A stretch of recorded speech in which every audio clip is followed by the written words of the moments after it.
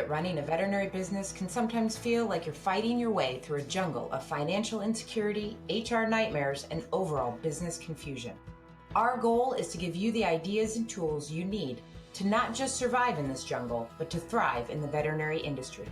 By combining over 50 years of knowledge and experience with differing opinions and a little humor, we will help you get the information you need to make the best decisions for you and your veterinary business. Welcome to the Veterinary Survival Show with veterinary CPA and certified financial planner Mark McGaunn and certified veterinary practice manager and practice owner Jenni George. Hello, everyone, and welcome to the latest episode of the Veterinary Survival Podcast. I'm Chris O'Day, and I'm here joined by our two hosts, Jenni George and Mark McGaunn. Mark and Jenni, how's it going? It's going awesome. That sounded really good.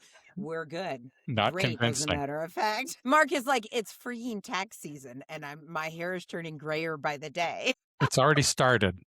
Can't help it. Yep. So we're on the cusp. So if you're listening to this episode, this will probably be released after VMX, but you guys are both be speaking at VMX. Is that next week? Yeah. Two speakers on Tuesday. So again, we just talked about something that's going to happen in the future, but our topic today is the future. Something that's been dominating the headlines, dominating the stock market, artificial intelligence, better known as AI. Something that's a little bit fun, a little bit scary. Even grandmothers are using it right now with the ChatGPT to respond as well. So how do we do that in the veterinary world? So we're going to jump into that with Jenni and Mark. All right, Mark, from your vantage point where you're working with veterinary practice across the country, are you already seeing AI show up? Are they using it for their financial statements or record keeping or anything along that lines? Most practices have made some kind of inroad into digital medical record keeping. They're doing their SOAP notes on a transcription service for AI. However, I don't think they're doing themselves a great service. One of our clients has 900 recordings on her phone that she hasn't uploaded to her practice management software system yet. She plans to. I don't know when that's going to happen. But if that phone's lost and they aren't saved in the cloud, etc., she could potentially lose all that work. And if she has no notes written, wow, how are you going to go back and remember what happened? So, my God, that sounds like a nightmare. So I told her, have somebody do it. Have somebody in the office, hire a virtual assistant, which is kind of another form of AI because it's not a person that's in your office who's going to make you more efficient. But this is supposed to make you more efficient. Why worry about it? Just get it done and move forward. Mm-hmm. Yeah, I think so. We use an AI scribe tool in our practice, and I will say it has helped tremendously with efficiency. But there is a learning curve, and you have to allow for that a bit. I actually had one of my head CSR who was full on hardcore. She went to an Eric Garcia talk about introducing AI into the veterinary practices. And she came back and she's like, Jenni, we have to do this. So she was it helps when on your team you have a real proponent for these changes. She also then was instrumental in getting it set up and making sure that the doctors knew how to use it. And when I say that even my husband has now realized the benefit of this, if I think people hear AI and they think Terminator, iRobot, the world's going to come to an end. We can't trust it. It's going to control everything.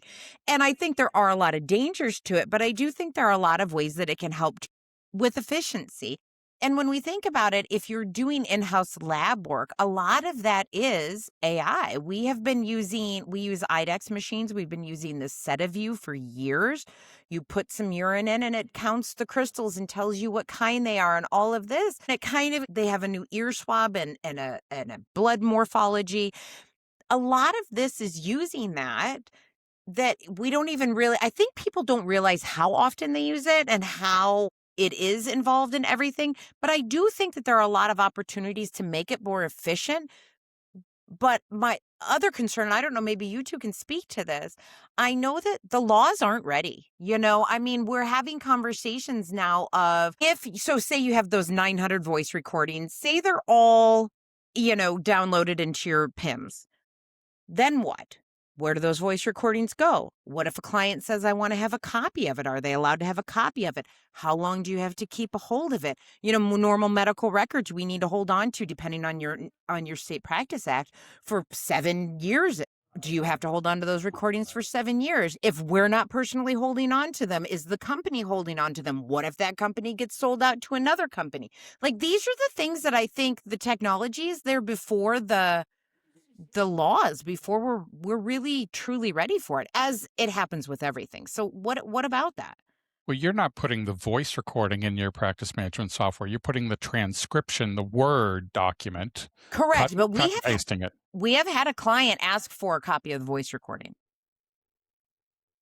Did you say what voice recording? No, because we go in and we say, can we use it? We don't. So when we go into the offices, we don't usually say, hey, we're going to use AI to scribe for us, because people are like, I don't want AI to get my voice. So we, say, can we use this recording device to help with medical records? And they're like, oh, yeah, sure, that's great. But so they know we're recording it. You have to get their permission to do it. You can't record. I think that's a very, very important part, is you can't just record somebody and not tell them that you're recording them. Same reason why when you call on the phone and you hear, this conversation may be recorded for training and purposes. But you have to get their consent so they know you've recorded it. But yeah, we have had clients, and I know other practices have had clients ask for a copy of that recording. And so are we legally obligated? Like, we're legally obligated to give them the medical records. Are we legally obligated to give them the recording? I mean, I know it's a transcription, but these are the things that I just wonder about. I'm only a CPA. I may play a lawyer on TV, but I can't answer that. Yeah, I don't think anybody can. I'm a big AI proponent. I was an early adopter back in the day. One thing that you can do, and we've done it as a CPA firm, and I'm going to guess you could also, any industry can do it too, is really come up with your AI policy. So come up with how it's going to be used, what the guardrails are, everything along that, and then run it by your insurance policy. Again, as you said, the laws are evolving. There's crazy AI out there that can make a song with original lyrics from one prompt that sounds amazing. So anyone that needs a hit song out there, you can do that as well. But again, where does that, do I own the copyright to that because I'm paying that for the month? And if that gets royalties, again, this is a big rabbit hole. But to answer that, yeah, a great way to start for practice owners is, where are we going to use it? Where are we not going to use it? Where are we exposed? And I guess that's a question for you, Jenni. So that would be someone you would bring to your insurance provider or your lawyers, right, to have them look at that as well. Well, and I'm thinking too, like, I am going to VMX and Western Veterinary Conferences, and a lot of these conferences are coming up, and there is a lot of talk about AI out there. And I think these are the things that, with all technology, I think it starts to go a lot faster than we're ready for. I mean, think about the internet. We for sure were not ready for that, and social media and all of these things. So it will be interesting to see how the AVMA, how the State Practice Acts, how all of those consider, what do they consider, because yes, it's one thing to have a policy in place. It's another to know what you legally have to do with regards to medical records, which I think a lot of this is. I know you can easily, I know there are radiology AI services that will read your x-rays for you. I know there's ones with human beings, and then there's ones with AI, and they, again, you can get them that x-ray, you can get them the report. But when, in the case of like recording things, where does that fall? It's just interesting. I think all of this is so new, and I think there's a lot of ideas for it. I just worry that we're not ready for it. And I don't want iRobot. Yeah. Well, especially then, on a few things there. Are there concerns you're already hearing from practice owners when AI comes up? Is it fear, skepticism, overwhelm? Fear. I think people think AI and they think, oh my God, Terminator, like that. I swear that's where everybody's brain goes. Well, it's vulnerability too. I speak to people every day now about AI. I bring it up, and some people are just paralyzed by indecision. They don't know what to do. Should we be doing this? I said, well, you should test the waters. You should at least start talking about AI transcription service. But bring it forward even further. I mean, there's chatbots that people can talk to, assist their CSR in being more efficient. There's automatic scheduling that AI can do. There's AI scheduling for employees that can find the best schedule. I wish they had that when I was a paramedic. I probably wouldn't work every holiday and every weekend. You're like, wait, this is unfair. So there's a lot of tools that can be implemented, but I think people have to kind of sit back and think about it instead of just making an impulsive, yeah, we're going to do this. But Right. what are we going to do? What I don't see with this is the veterinary industry jumping into it like they do with, you go to these big conferences and you can always see the vets like, ooh, the big shiny toy. I'm going to talk to my accountant. I'm going to find out what kind of tax write-off I can get for the new endoscope, the new ultrasound, the new best, greatest dental, everything is just this very like, oh, this is so exciting. I'm not seeing that with the AI. I'm not seeing people go, ooh, this is so cool. And I do agree with you, Mark. Like, we've all been there where we've been in conversations on the phone. I talk to a client and they say, oh, your receptionist was so rude. And I look, you would be able to go back to the transcript and be like, well, you called the receptionist an idiot. So you started it, I mean, these are ways that we could use this in an exam room. You could use it when people say, well, you didn't tell me I have to give that pill on an empty stomach. No, I did. We've kind of been covering our butts with regards to surgery discharges and making sure that our clients sign them as well as us. So we verbally go over it with them and we give them a handout. Now with AI, you can send them an email the next day also with all of that information in there. That you can generate, automatic check-in on the patient, automatic texts, automatic emails. There's so much that can be done. We just need to not be afraid. Well, it can be done 24 hours a day, too. That's true.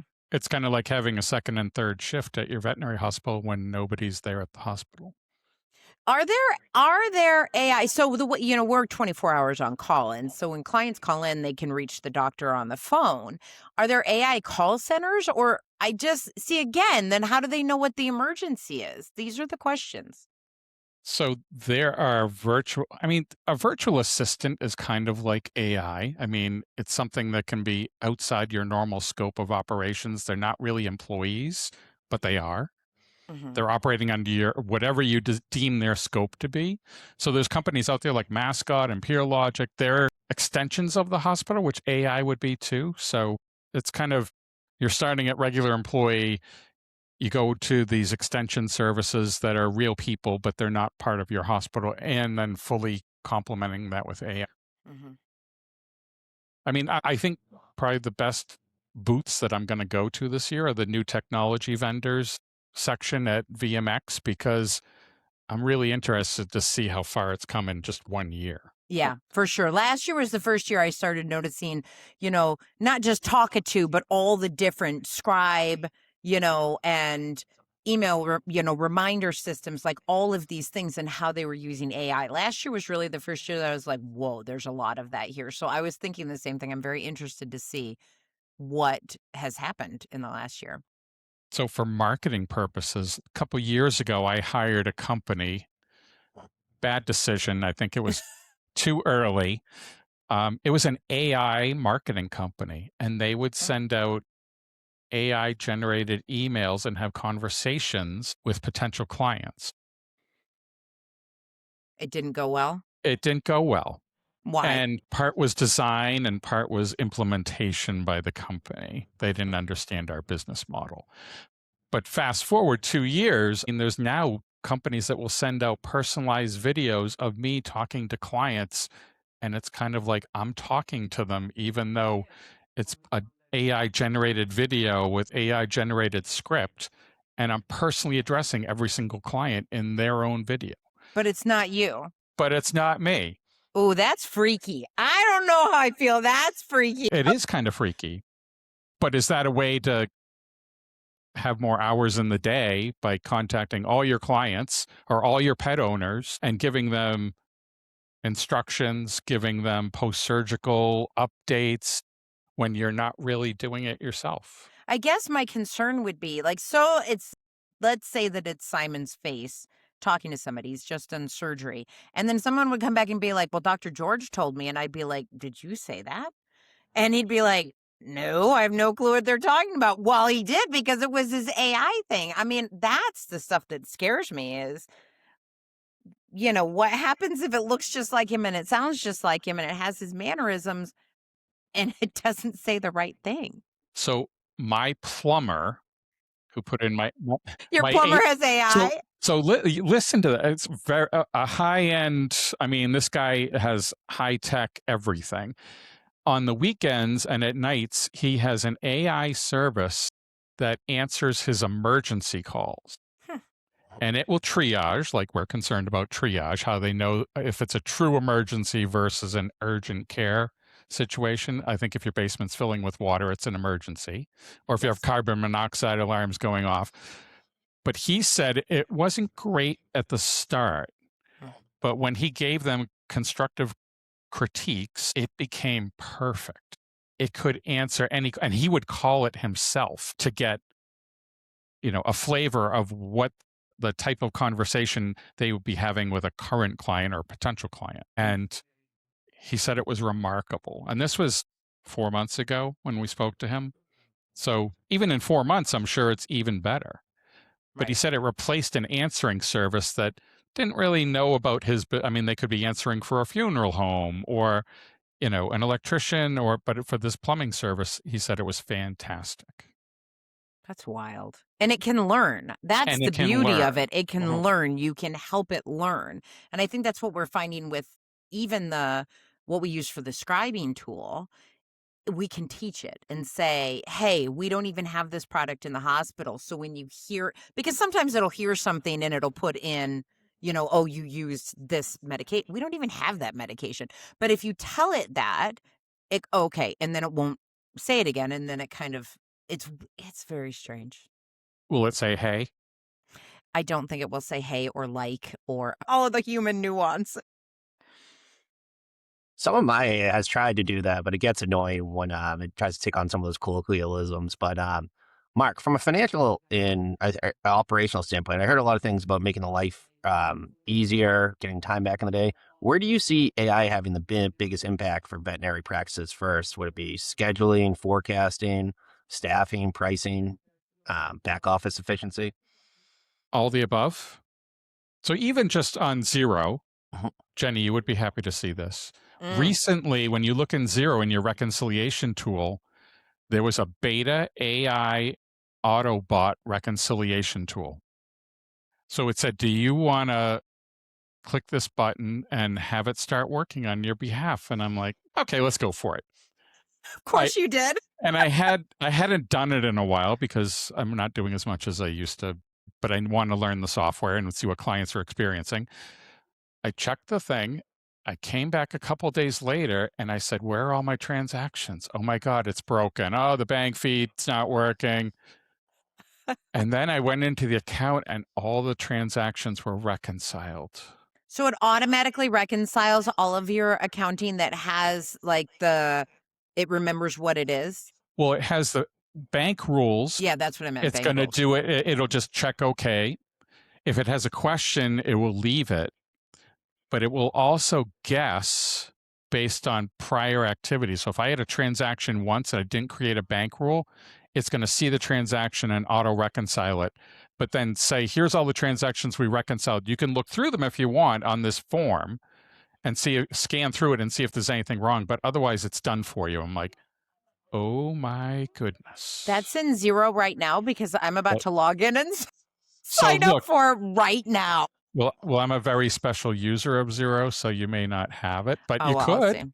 I'll look at it. It's in beta. It's in beta. So that's just a simple AI fix that if it went to hell in a handbag and was wrong, I could uncheck those. I could unreconcile them and do them myself. It's not interpreting a mammogram for a human patient, or it's not interpreting slides in your in-house radiology.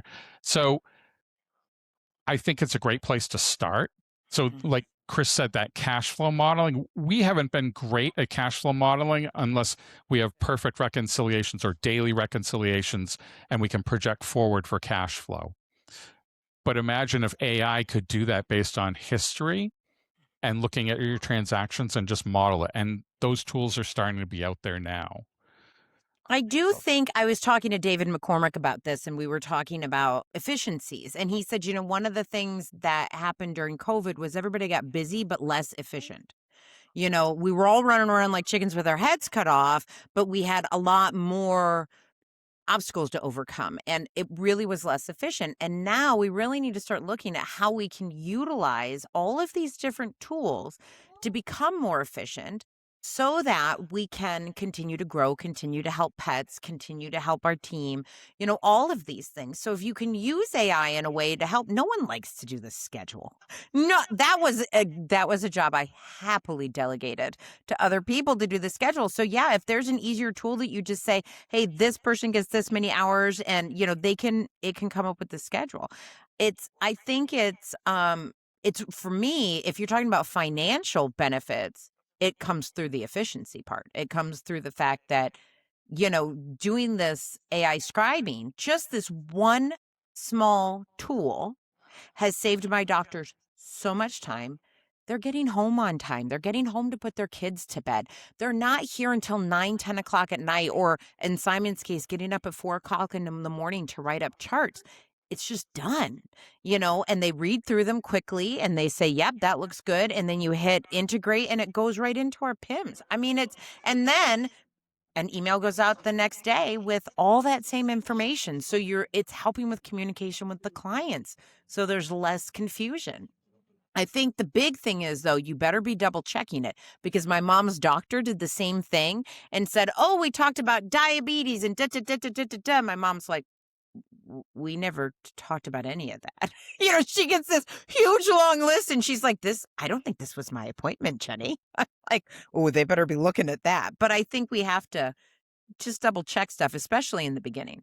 Yeah, it still needs that human overview. I always say my PSA for AI, I love it, but it hallucinates, like you just mentioned. It will make up things confidently that didn't happen or don't exist. Also, it has pretty big biases. It's a big people pleaser, especially some of the ChatGPTs and other ones out there where it wants you to continue using it. So it may say, hopefully it wouldn't say this, but I'm like, my dog needs an operation. Chris, you could do it. But it will make you feel confident about a lot of your ideas. So it has some bias there as well, but it can make you really efficient. It'll tell you where to go on YouTube to learn how to neuter your cat. But Jenni, are you seeing people come to the practice now using ChatGPT or something? They're already diagnosing their dogs or that's been going on for as soon as Google, Dr. Google. Dr. Google has been for years. I don't know that I've seen a lot of people using chat or AI to help with that. I think there's still so much information. What I am seeing is a lot of stuff from social media, which is, again, has always been. But now you look at it and you're like, yeah, that's not real. It's not. So there are AI generated videos and recordings out there that are not accurate. So I think that clients especially need to be really careful, and we need to be really good about educating. But this is not a new battle. We've had this for years. People saying, well, my breeder told me this. Well, I looked it up on Google with this. My sister-in-law's coworker's cousin is a vet tech and said this. I think we have to be very good as a profession at educating people and making sure that we are where they go for that information. This is not a new battle. This has been going on for a long time. So I don't know that I have seen a lot of, we use chat. I use chat to plan my trip out. We were going out to California and we went to Yosemite and then the Redwoods, and that thing planned where I was going to drive, where I should stay. Amazing. And I'm going, man, where is this? It's like when AAA used to do the triptychs and tell you, here's where construction is, go around this way. That's what it's doing. So I do think we've been using it for things like that, but I have not seen a lot of that with regards to animals. We're still getting, though, a lot of, I saw online, or I'm on this group on Facebook that tells me that if you feed anything other than raw, you're a horrible pet owner and your animal's going to die of kidney disease.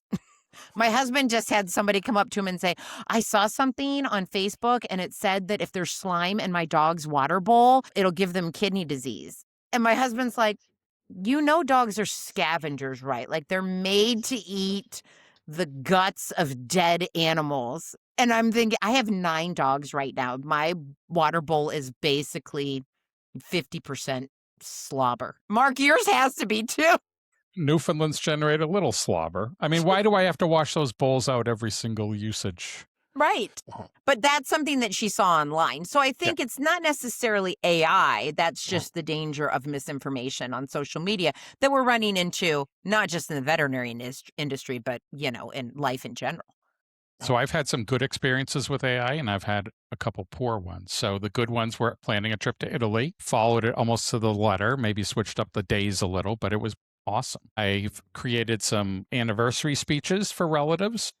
Ooh, good job. I always write from the heart the wedding speeches, but anniversary speeches, you can kind of use AI. That's a Mark approved time to use AI, but not at a wedding. And a client, Matt McLean. Oh, Matt, he's a friend of ours. I was asked to look at a lease online. Could I help generate one just so they would know some terms and phraseology that they would incorporate into their lease? I said, sure. Got on AI, put in everything I wanted. It said, Mark, we will definitely do this for you. Incorporate all of these provisions. I'm like, awesome. Look at what it's going to do for me. And it did it. And it was awful.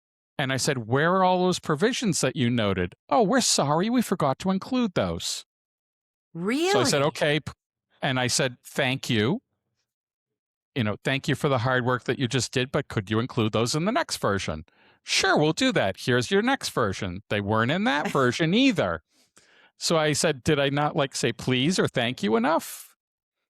So it's not a perfect tool. I think it requires a lot of coaching, a lot of patience. But I think those tools that are tested, this is really just off the cuff asking for something. But I think a company-driven tested tool in the veterinary world, whether it's scheduling, testing, transcription, I think it would pay huge benefits. And like Jenni said, I don't think it's purely financial. It's work-life balance, what everybody's trying to create. It can create that for you or help you create that for yourself. One of the interesting ways that I know it's being used is Peter Weinstein is in the process. He's always been big on SOPs.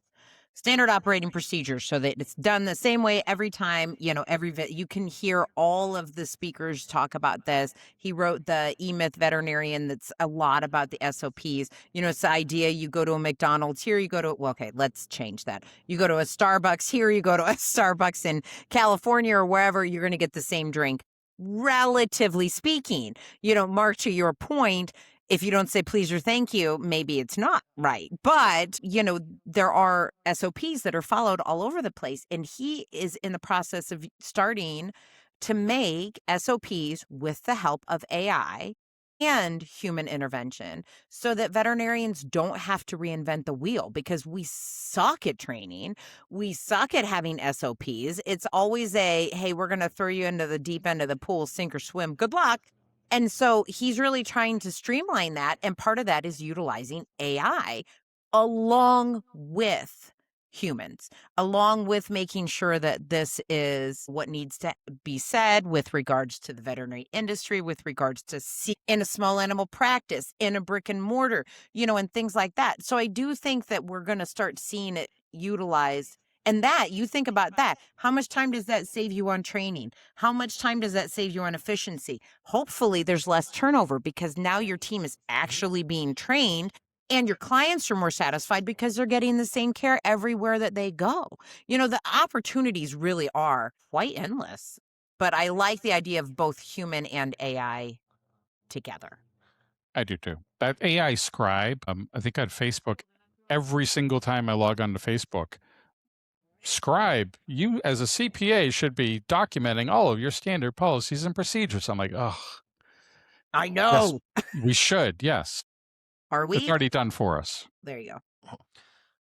So with that, you were already talking about some useful tools. Do you think the risk over the next 3 to 5 years is moving too fast on AI and trying to have an AI, let's say, surgeon within 3 or 5 years, or not moving or really holding back and not adopting AI?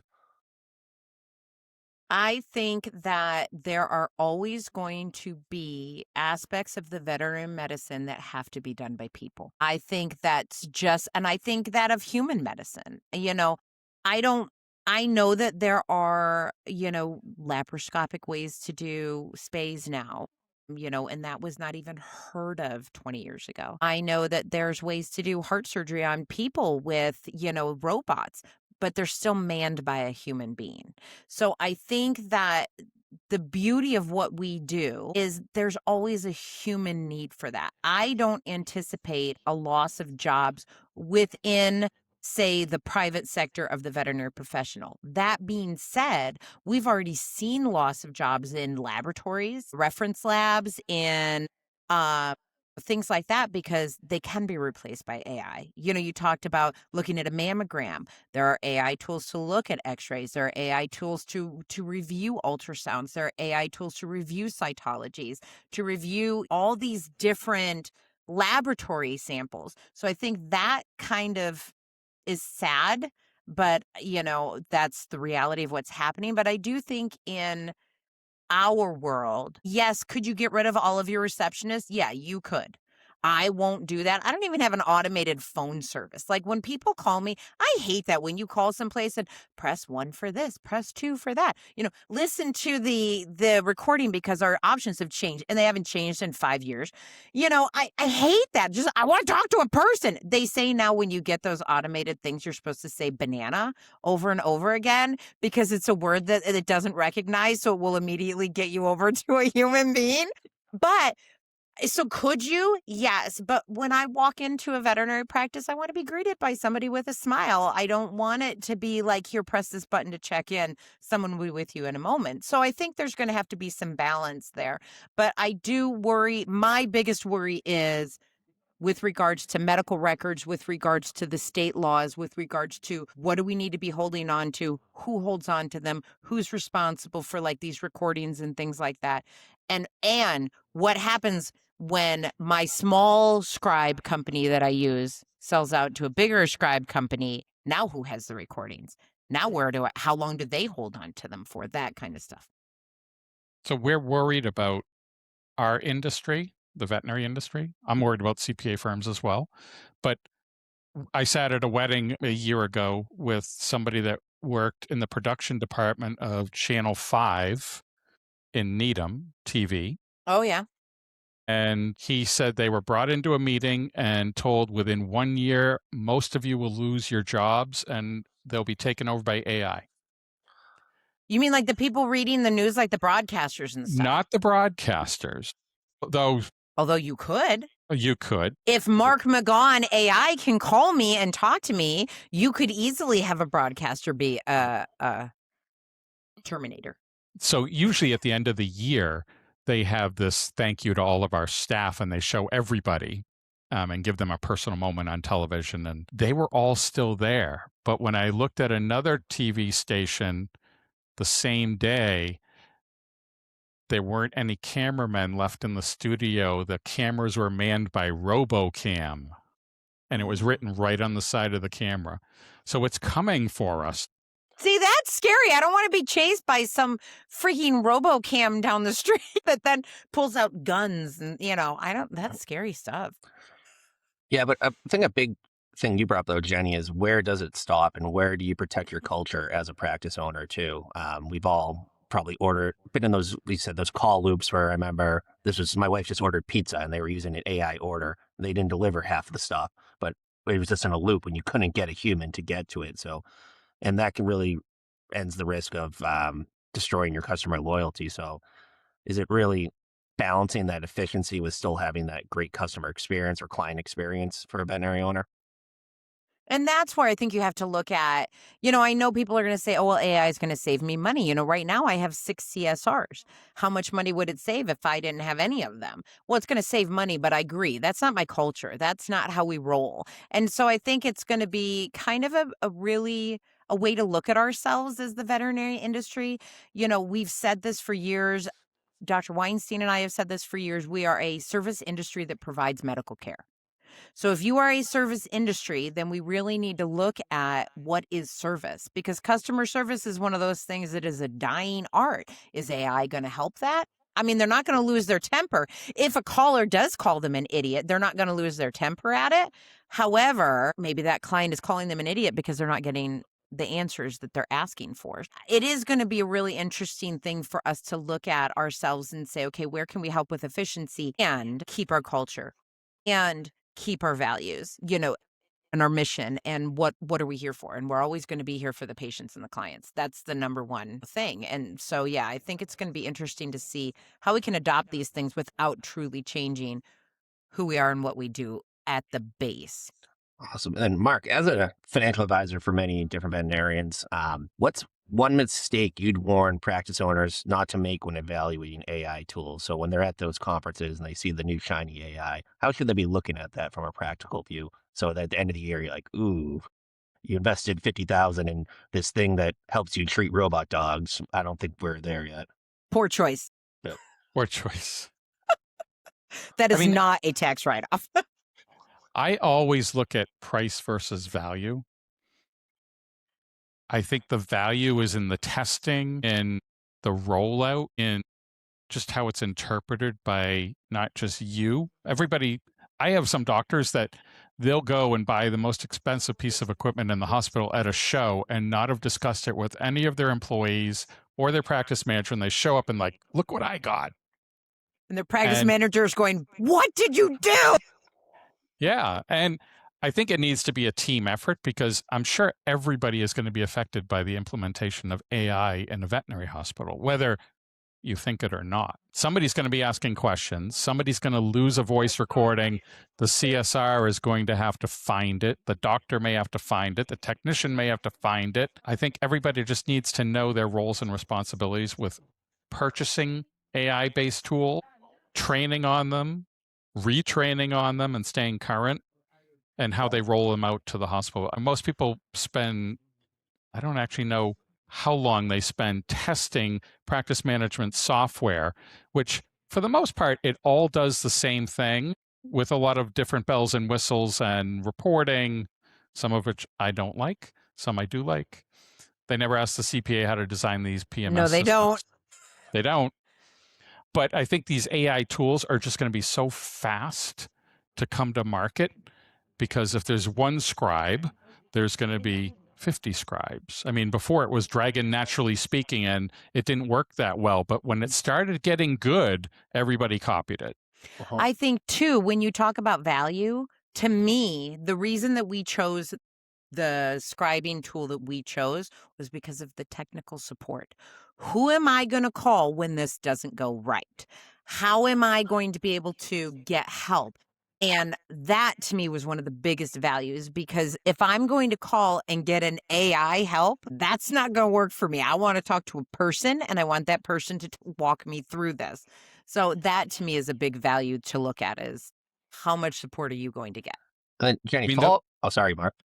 Those AI chatbots, on a piece of software we have, I talk to a chatbot, and I'm like, oh, it's going to make me talk to somebody for hours and assessing my need. And it said, we're going to get just a bunch of questioning to get you to the right person, which instead of pressing 1 for customer service, press 2 if existing customer. It just asked me about myself, and it funneled me to the right person who solved my need. Probably quicker than if I did it on the phone. That's a good use of AI, right? Instead of having to say banana over and over again, so you can talk to a person. Right. Like if my basement was flooding, I'd want to just speak to the plumber. And right. Yeah. Jenni, for a practice owner that maybe hasn't used AI and they feel left behind, what advice would you give them out to starting out with it? Start with something small.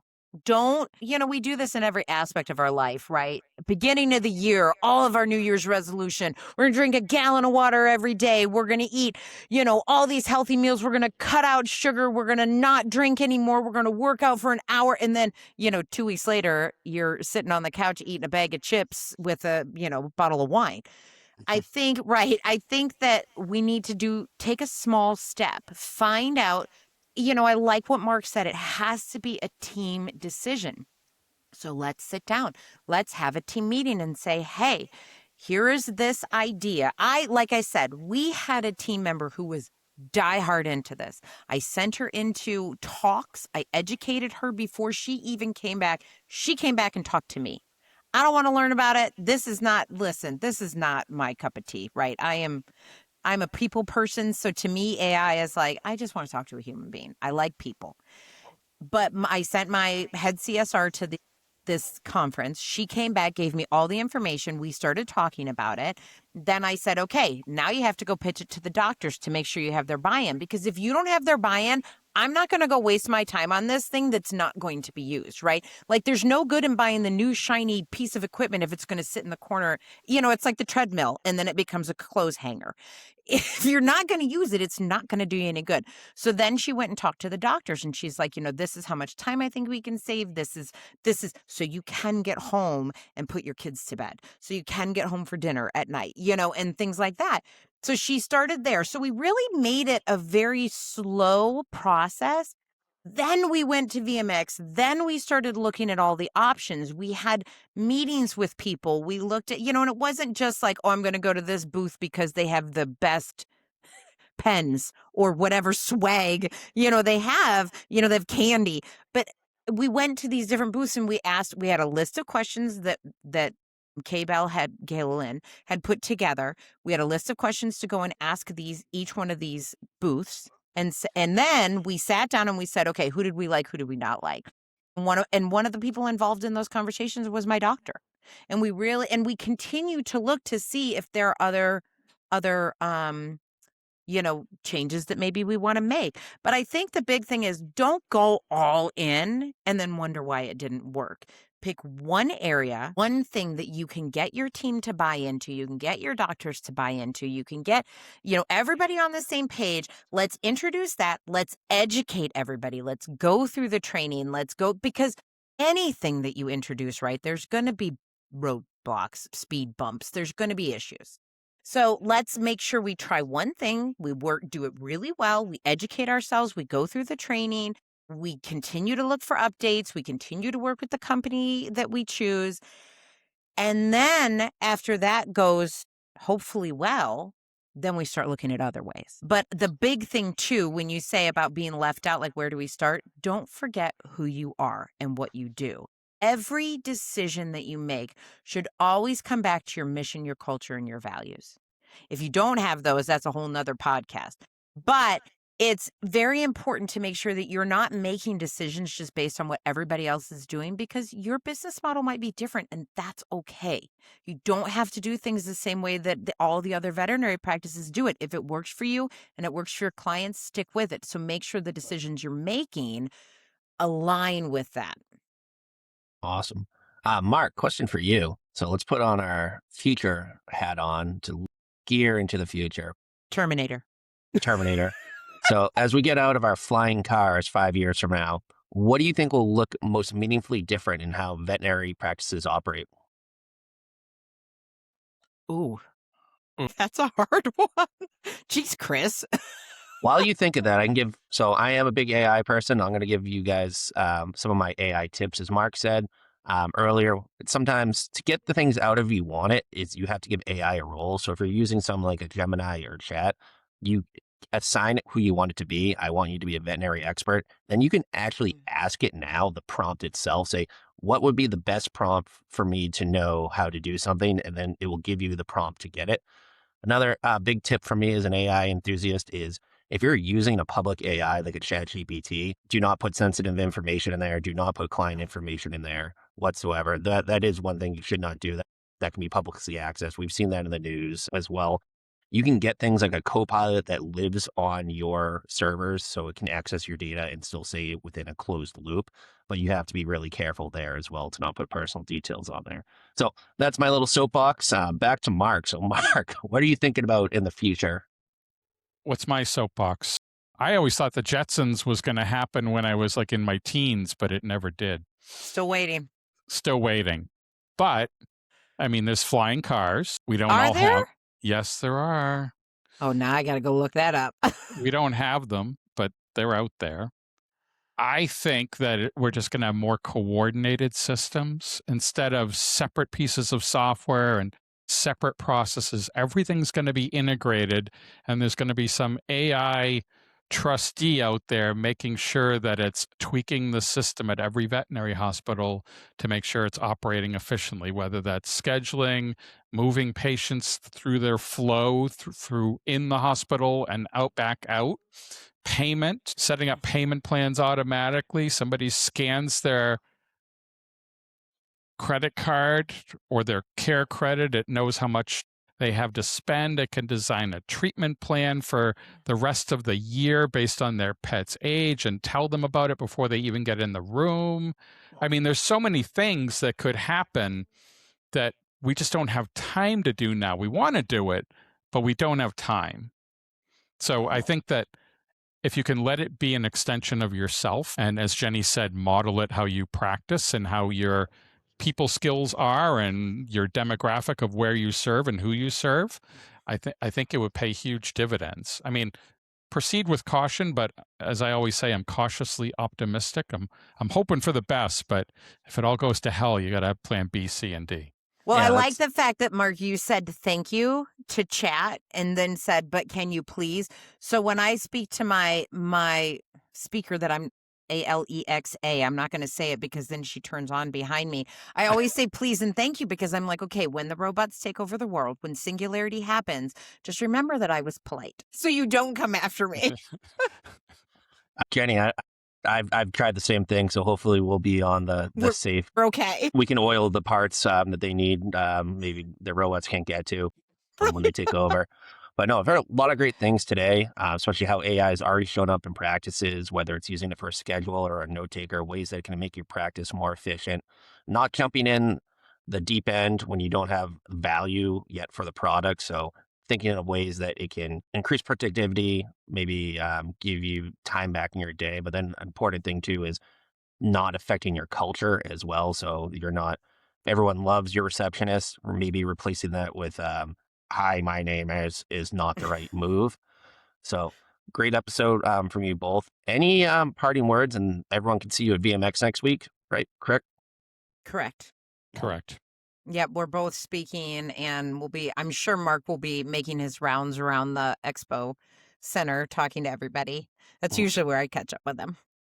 And then we find each other usually. We do usually find each other. But no, I think just my big thing with all of this is we need to remember who we are as veterinary professionals, what we're here for, what we do every day, why we're here. No one gets into the veterinary industry because they, want to work with robots. They get into it because we want to help pets and we want to work with clients to help those pets. So everything that we do has to come back to that. That's the most important takeaway that I have from this. Awesome. Ditto. And Mark, well, do we unveil right now that this entire episode it's been AI, Mark? That we're really not here? Yeah. I didn't know I wasn't here. All right. That would have been great if you told me we didn't have to do this for an hour. Right. We have other things. Crying out loud, we were just trying to get our schedules to match up. So maybe next time you'll have to look and see if there's like a glitch in the screen somewhere. You never know. But everyone, thank you for joining in this episode, and we will be back shortly with a brand new episode. And thank you, Mark and Jenni, and everyone else. Have a great day. See you at VMX. Thank you for listening to the Veterinary Survival Show. If you have any questions for Mark or want to learn more about how LGA supports veterinary practices, visit our website at lga.cpa. Again, that's lga.cpa.